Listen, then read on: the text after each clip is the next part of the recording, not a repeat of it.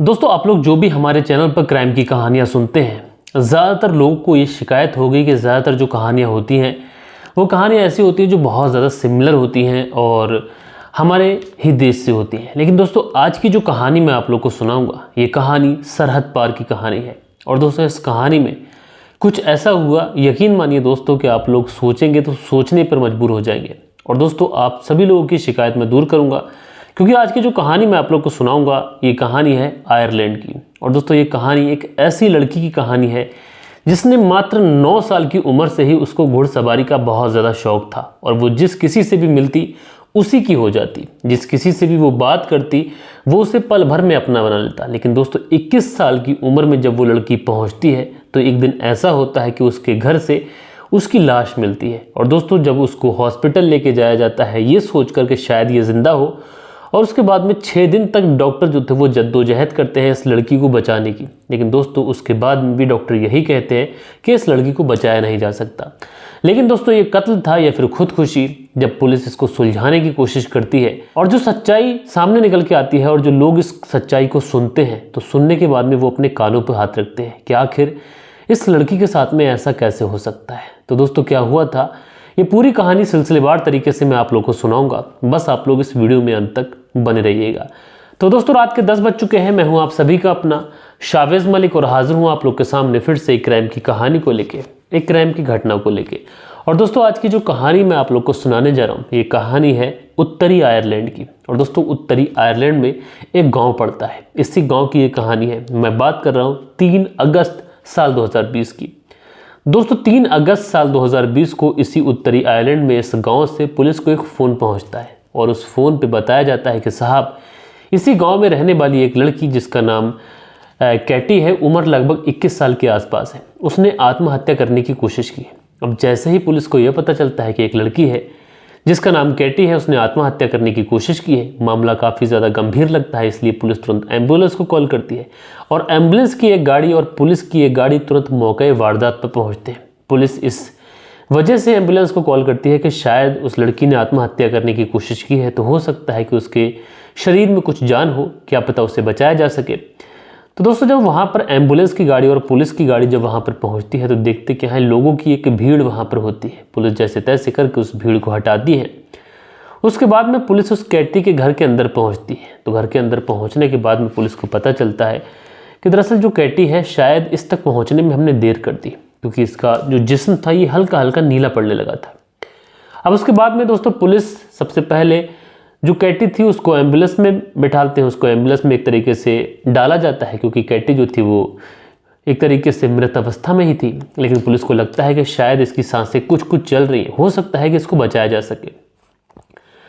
अब दोस्तों उसके बाद में तुरंत कैटी को हॉस्पिटल लेके जाया जाता है। डॉक्टर देखते हैं तो देखने के बाद में डॉक्टर को ऐसा ही लगता है कि शायद इस लड़की को बचाया नहीं जा सकता, क्योंकि इसका जो जिस्म था ये पूरी तरीके से नीला पड़ चुका था। लेकिन दोस्तों सांसें चल रही थी। कहा जाता है कि उम्मीद है तो उम्मीद पे दुनिया कायम है, इसलिए इस लड़की का ट्रीटमेंट शुरू करा जाता है। उधर जो पुलिस वाले थे उस पूरे घटनास्थल की बहुत बारीकी से जाँच करते तो वहाँ पर पुलिस वालों को ऐसा कुछ भी दिखाई नहीं पड़ता है कि जिससे ये पता चल सके कि इस लड़की की हत्या हुई है या फिर इस लड़की ने आत्महत्या की है।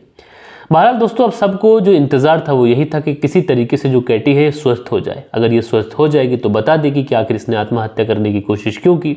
अब दोस्तों डॉक्टर जो थे वो इसका जो इलाज चालू करते हैं तो ये 3 अगस्त साल 2020 को इसको हॉस्पिटल के अंदर भर्ती कराया गया था और अब तारीख आ जाती है 9 अगस्त साल 2020, यानी तकरीबन 6 दिन का समय गुजर चुका था और 6 दिन के समय में भी इस लड़की की जो हालत थी उसमें ज़रा भी इम्प्रूव नहीं था। यानी 9 अगस्त साल 2020 का जो दिन आता है उस दिन जो कैटी थी इसकी सांसें भी थम जाती हैं। अब जैसे ही कैटी की सांसें थमने की खबर डॉक्टर जो थे पुलिस को देखते हैं तो पुलिस और ज़्यादा परेशान हो जाती है। पुलिस सोचती है कि अब इस केस का जो पर्दा था शायद पर्दा ही रह जाएगा, क्योंकि कोई सबूत, कोई ऐसा एंगल तो है नहीं जिस पे पुलिस अपनी छानबीन करे। इसलिए दोस्तों पुलिस सबसे पहले उस डेड बॉडी को पोस्टमार्टम के लिए भेजती है और पोस्टमार्टम के भेजने के बाद में पुलिस सबसे पहले ये जानने की कोशिश करती है कि आखिर कैटी कौन थी, क्या करती थी, इसके परिवार में कौन कौन लोग थे। तो पुलिस को पता चलता है दरअसल जो कैटी है इसकी उम्र अभी 21 साल के आसपास है और इसकी एक बड़ी बहन है जिसका नाम क्रिस्टीना है और जिसकी शादी हो चुकी है जोनाथन नाम के एक व्यक्ति से। इसके 2 बच्चे भी हैं। अब दोस्तों जो क्रिस्टीना थी ये शादी करने के बाद में अपने पति के साथ में रहती थी, लेकिन जो इसकी छोटी बहन थी कैटी अपने 6 भाइयों में दूसरे नंबर की थी।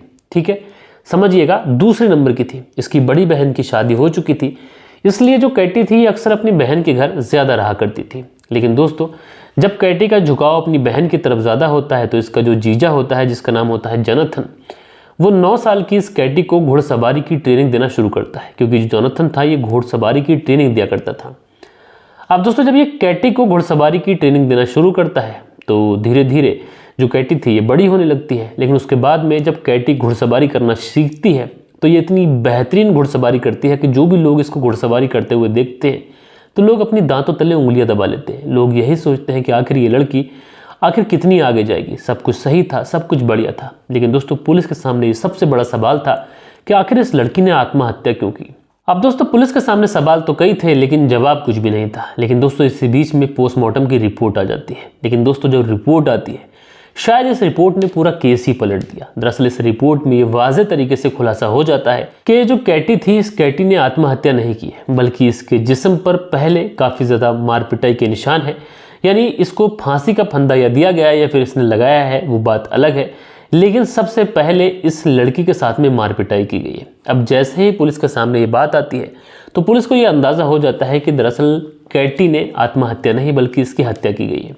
अब पुलिस कैटी का मोबाइल नंबर अपने कब्जे में लेती है और सबसे पहले इस मोबाइल नंबर से ये खंगालने की कोशिश करती है कि कैटी किस किस के संपर्क में थी, किससे बात करती थी।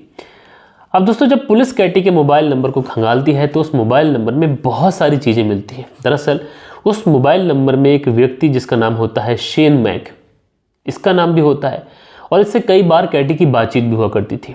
अब पुलिस वाले जो थे वो शेन मैक से कॉन्टैक्ट करते हैं तो पता चलता है जो शेन मैक है ये कैटी का बॉयफ्रेंड था और सब कुछ सही चल रहा था। लेकिन कैटी की मौत से शेन मैक भी सदमे में था।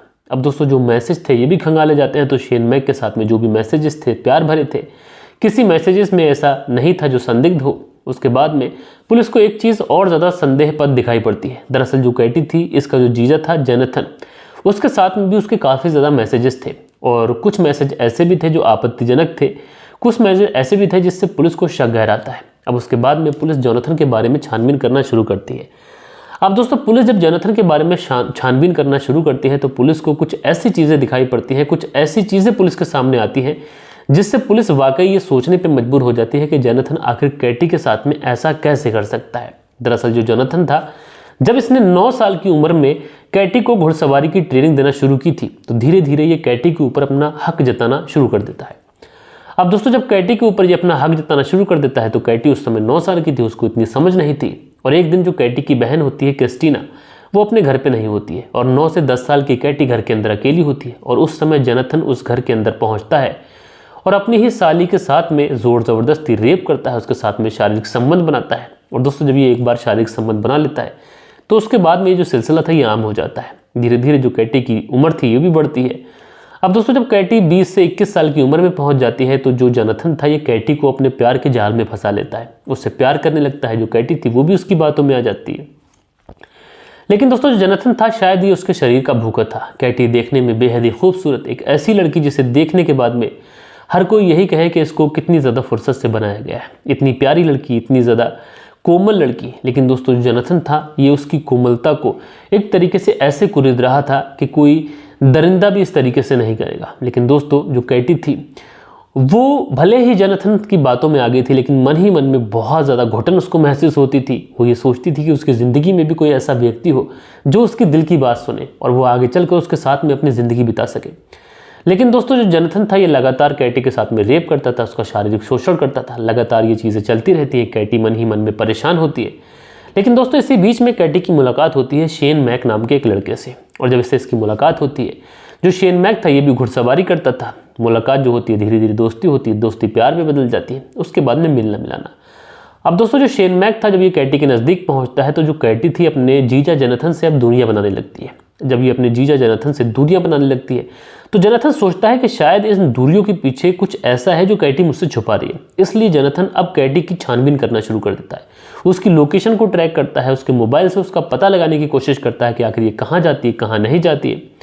और इसी बीच में जोनाथन को ये पता चल जाता है कि कैटी किसी के साथ में प्रेम संबंधों में है। अब जैसे ही जोनाथन को ये पता चलता है कि कैटी किसी के साथ में प्रेम संबंधों में है, ये आग बबूला हो जाता है और ये कैटी से कहता है कि इस रिश्ते को जितनी जल्दी हो सके तुम इस रिश्ते को ख़त्म कर दो, क्योंकि अगर तुम इस रिश्ते को ख़त्म नहीं करोगी तो तुम्हारे साथ में अच्छा नहीं होगा। लेकिन दोस्तों जो कैटी थी, शायद जो शेन मैक था इससे बेइंतहा मोहब्बत करने लगी थी, इसलिए जोनाथन से कहती है कि वो शेन मैक के साथ में अपना रिश्ता ख़त्म नहीं कर सकती। वो उसे बेइंतहा मोहब्बत करती है और तुमसे उसका कोई रिश्ता नहीं है, तुम बस उसके जीजा हो, जीजा की तरह ही रहो। लेकिन दोस्तों जो जोनाथन था उसको ये बात इतनी ज़्यादा नागवार गुजरती है कि 2 अगस्त साल 2020 को ये कैटी को अपने कमरे में बुलाता है और उससे कुछ बातचीत करता है।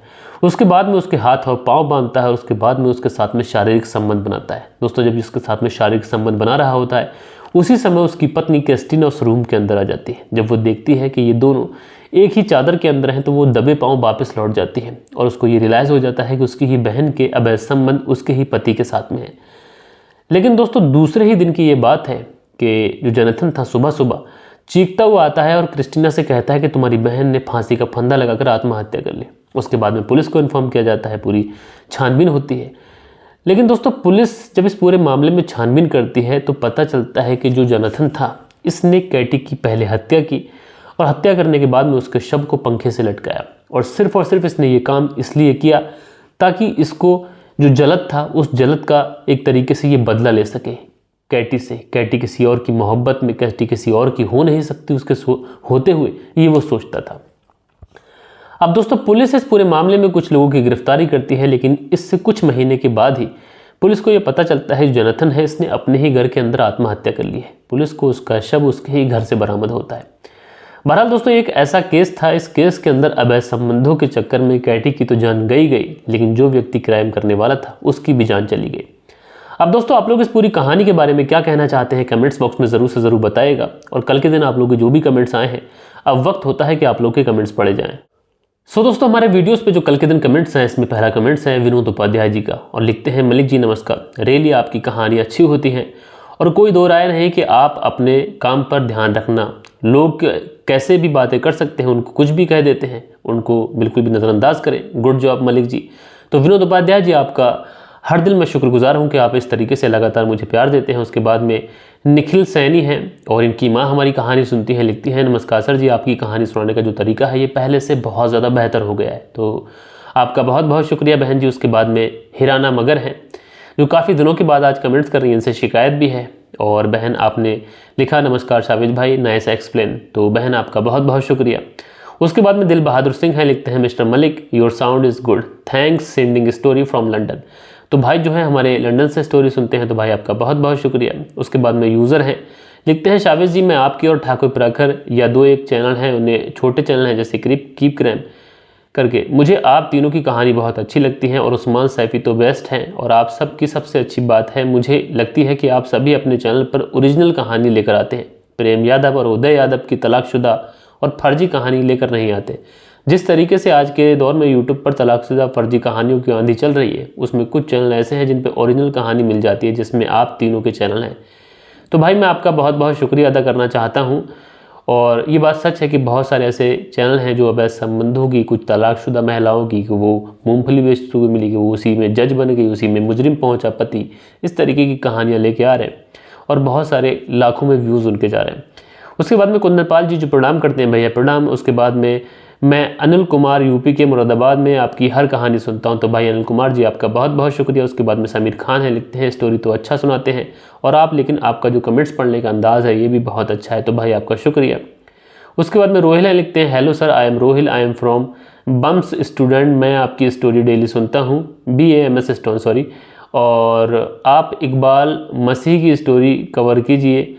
He was a Pakistani Christian child labour and activist. मुझे लगता है ये कहानी पहले किसी क्राइम चैनल पर नहीं है, तो भाई मैं इस पर स्टडी करूँगा और जैसे ही मुझे कुछ ऐसे सोर्स मिलते हैं जिससे मैं आपको कहानी सुना सकूँ तो मैं ज़रूर लेके आऊँगा। उसके बाद में love you brother Punjab Pathankot Gurdaspur से सोनू धीमान लिखते हैं, भैया आपका बहुत बहुत शुक्रिया। और उसके बाद में जो अगला कमेंट्स है वो है समीर चौधरी का, लिखते हैं सो स्वीट, भाई आपका बहुत बहुत शुक्रिया समीर चौधरी जी।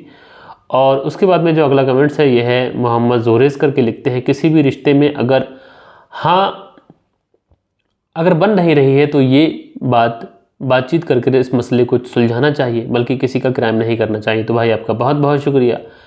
उसके बाद में अगला कमेंट्स है सिद्दीक अहमद जी का, लिखते हैं झूठी शान की वजह से जो अपने ही कलेजे के टुकड़े को कत्ल कर देते हैं, फिर पूरी ज़िंदगी उस झूठी शान को हासिल नहीं कर पाते। तो भाई आपने बहुत अच्छी बात कही सिद्दीक अहमद जी, आपका बहुत बहुत शुक्रिया।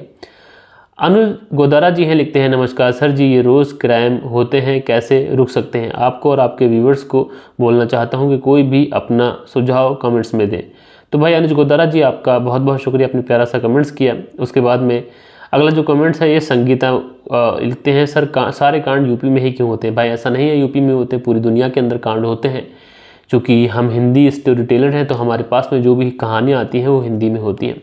तो भाई ये कुछ प्यारे प्यारे कमेंट्स थे जो कल के दिन आप लोगों ने किए थे। आशा करता हूँ ये जो कहानी है ये आप लोग को ज़रूर से ज़रूर पसंद आई होगी, और हमारी कहानी सुनाने का जो अंदाज़ है अगर आप लोग को पसंद आया तो ज़रूर से ज़रूर लाइक करिएगा, और वीडियो को ज़्यादा से ज़्यादा अपने दोस्तों के साथ में ज़रूर शेयर करिएगा। तो दोस्तों मिलते हैं कल के दिन किसी और क्राइम स्टोरी के साथ में। जब तक के लिए अपना ख्याल रखें, देश का ख्याल रखें, परिवार के रिश्तों की अहमियत को समझें। जय हिंद, जय भारत।